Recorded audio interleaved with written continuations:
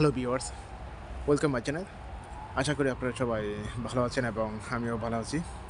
আমার নাম পরাণ। সো বরাবরের মতন আমি আজও আপনাদের মাঝে আরেকটি নতুন ভিডিও নিয়ে হাজির হয়েছি।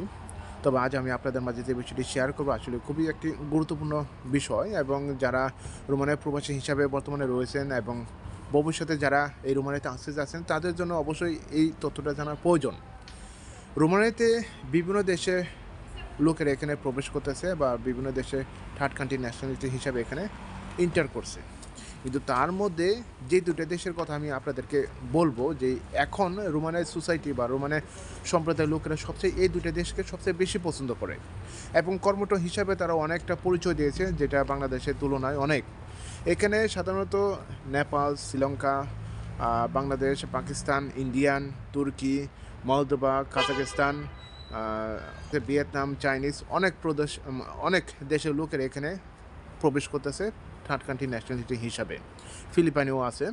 তো এই গোটা দেশের মধ্যে সবচেয়ে প্রাধান্য দিতেছে দুইটা দেশকে, এবং যে দুইটা দেশের সাথে সম্পর্কিত কথা আমি আপনাদেরকে বলতে চাচ্ছি, আর সেটা হচ্ছে যে নেপাল এবং শ্রীলঙ্কা। নেপাল এবং শ্রীলঙ্কা রোমানিয়ান সোসাইটি বা রোমানিয়ান লোকেরা সবচেয়ে বেশি পছন্দ করতেছে, এবং 2023 সালেও একটা প্রতিবেদনে এরকম এসেছে। যদিও 2023 সালে বাংলাদেশের ওয়ার্ক পারমিট ইস্যু হারের সংখ্যা ছিল অনেকটা কম, এবং 2022 সালে বাংলাদেশের ওয়ার্ক পারমিট ইস্যু হারের সংখ্যা ছিল বেশি। কিন্তু 23 এবং 24-এ শ্রীলঙ্কা এবং নেপালের দিকে সবচেয়ে ওয়ার্ক পারমিট ইস্যু হারের সবচেয়ে বেশি। তো এখন আমি আপনাদেরকে যে কথাটা বলতে যাচ্ছি, আর সেটা হচ্ছে যে কেন তাদেরকে পছন্দ করে এবং তারা কেন এত জনপ্রিয়তা হইতে যাচ্ছে। যদিও জানেন রোমানিয়া রিসেন্টলিতে সেনজেনের মধ্যে অন্তর্ভুক্ত হয়েছে 2025 সালে জানুয়ারি মাসে 1 তারিখ থেকে ফুল সেনজেনের মধ্যে অন্তর্ভুক্ত হয়েছে, এবং নেপাল এবং শ্রীলঙ্কা এদেরকে কর্মঠ হিসাবে পরিচয় দিতেছে অনেক সোসাইটি। এবং আপনারা দেখবেন গুগলে অনেক সোসাইটি, অনলাইন প্ল্যাটফর্মে অনেক নিউজ পেপারে এখন পর্যন্ত আপনারা দেখতে পাবেন যে আলাদা একটা ইমিগ্রেশন ডিপার্টমেন্ট থেকেও তাদেরকে অনেকভাবে স্বাগত জানাচ্ছে। তারপর হচ্ছে যে আরেকটা ইমিগ্রেশন ডিপার্টমেন্ট থেকে। কারণ কি, তারা খালি এখানে নয়, এই কারণের প্রতিবেদনের পিছনে অনেকটাই রহস্য রয়েছে। কারণ কি, যে জায়গায় কর্মরত অবস্থায় রয়েছে এবং চাকরি করতেছে, অনেক কোম্পানি অনারটায় তাদেরকে প্রতিবেদন হিসেবে তাদেরকে আখ্যা দিয়েছে।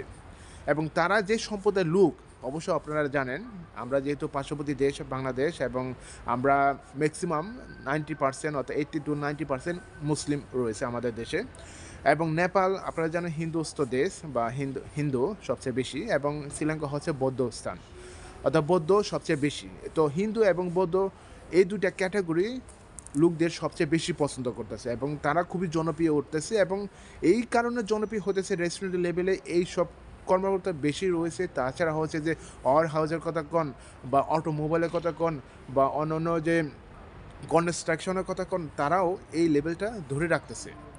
তারা সর্বক্ষেত্রে কাজকর্ম করতে পারতেছে রেস্টুরেন্টের লেভেলে, বিশেষ করে যদি রেস্টুরেন্টের কথাটা কই। কারণ হচ্ছে যে সব দেশেই দেখবেন যে পক রয়েছে, একটি রেস্টুরেন্টে আপনি পক ছাড়া পাবেন না, যেটা বর্তমানে রোমানিতে অনেক বাংলাদেশে বাইরে আছে তারাও জানে। সো বাংলাদেশের লোকদেরকে তারা যেভাবে আগ্রহ দেখাচ্ছে, আর সেটা হচ্ছে যে তারা মুসলিম এবং তারা রেস্টুরেন্ট লেভেলে যে কাজকর্ম করে তাদের একটু সমস্যার সৃষ্টি হয়। আর সমস্যার সৃষ্টিটার কারণ হচ্ছে কি, তারা এখানে পক ধরতে হয় বা পকের যে রেসিপি আছে এগুলিকে তারা নাড়াচাড়া করতে হয়। কিন্তু কিছু করা নাই, এই কারণে হচ্ছে অনেক লোক এখানে কাজ করে, আবার অনেক লোক এখানে চলে যায়। কারণ কিছু করে নাই। আপনারা যদি ওয়েস্টার্ন কান্ট্রিগুলোতে যান, সেখানেও একই রেসিপি দেখবেন, হয়তো পারে একটু কম বা বেশি, এটাই হচ্ছে পার্থক্য। কিন্তু ম্যাক্সিমাম ইউরোপের কান্ট্রিগুলো এই ধরনের রেসিপিগুলো আপনি দেখতে পাবেন। কিন্তু এই যে রোমানিতে এই রেসিপির কথাগুলো বললাম, তাদেরকে সারা দিনই যখন রেস্টুরেন্টে কাজ করে তাদেরকে এগুলির মধ্যে দিয়ে চলতে হয়। অনেক লোক এখানে ফ্যামিলি সাপোর্টের জন্য কোনোভাবে এখানে কাজ করতেছে, বা যদিও কষ্ট হচ্ছে কিন্তু তারপরেও কাজ করতে হচ্ছে। কিন্তু অনেক কোম্পানি অনারটা বেশিরভাগ এখানে বলতেছে যে তারা খুবই অনাগ্রহ, বা মানে কাজগুলো করতে চায় না, বা এরকমই একটা পরিস্থিতি দেখাচ্ছে। তো সর্বশেষ আমি এই কথাটাই বলতে চাচ্ছি, আর সেটা হচ্ছে যে রোমানিয়াতে এখন শ্রীলঙ্কা এবং নেপালেদের পরিবেশটা খুবই ভালো দেখা যাচ্ছে, যেহেতু 2023 এবং 24 সালে তাদের ওয়ার্ক পারমিট ইস্যু হারের সংখ্যা সবচেয়ে বেশি দেখাচ্ছে এবং এখন পর্যন্ত তাদের ভালো কর্মঠ রয়েছে, যদিও তারা 80% লোক এখানে থাকার জন্য চেষ্টা করতেছে এবং এখনও চলমান অবস্থা রয়েছে। অনেক নেপালি ফ্যামিলির এখানে আছে এবং শ্রীলঙ্কা অনেকেই আছে, যেমন গত কয়েক মাস আগেও আমি শ্রীলঙ্কা একটা ফ্যামিলি দেখলাম যে এখানে বাচ্চা হয়েছে, তো অনেকটাই সুযোগ সুবিধা হতে পারে ভবিষ্যতে পাবে এবং তারা একটা কমিউনিটি গঠন করতেছে এবং তাছাড়া হচ্ছে যে তারা অনেক আহ, এবং তাছাড়া হচ্ছে তারা এইসব কান্ট্রিতে যখন প্রবেশ করে তারা অল্প টাকা দিয়ে প্রবেশ করে, আমাদের বাংলাদেশ থেকে এত টাকাগুলো দিয়ে প্রবেশ করে না যে 6 থেকে 7 হাজার ইউরো মতন খরচ হয়, কিন্তু তারা অল্প খরচে আসে এবং অল্প বেতন পাইলেও তারা স্যাটিসফাইড। সো এছাড়া আমার এই ভিডিও স্ক্রিনে আমার এই প্রতিবেদনটা দেখতে পাবেন এবং গুগলে বা অনলাইন প্ল্যাটফর্মে যদি আপনি সার্চ দেন তাহলেও দেখতে পাবেন যে বর্তমানে রোমানিয়াতে এই নেপাল এবং শ্রীলঙ্কারদের যে পারদর্শিতা বা পারফরমেন্স সবচেয়ে ভালো রয়েছে এবং ভবিষ্যতে অবশ্যই তাদের রিকগনাইজ করতেছে। জানি না কী হয়, হয়তো পারে ওই সময় কী পরিবেশ আসে কেউ বলতে পারে না, হয়তো বা আগামী 2023 সালে বা 28 সালে তাদের জন্য ভালো অপরচুনিটি আসতে পারে।